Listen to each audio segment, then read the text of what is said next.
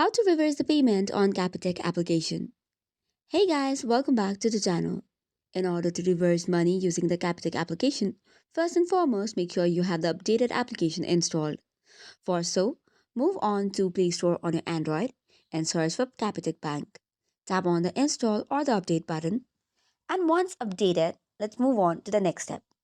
First and foremost, you need to log in using your credentials. Once that is done, choose on Transact. Once you choose Transact, choose Debit Orders. After that, enter your secret remote PIN to sign in. Choose a debit order from the History menu. After that, click on the reason for the dispute and accept the agreement.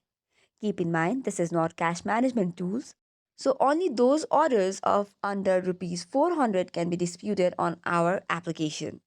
Only dispute unauthorized debits. So this is all for today's video. For more such contents, do not forget to hit the like and subscribe button. Thank you and keep watching. Also, if you have got any queries, do not hesitate to drop on the comment section.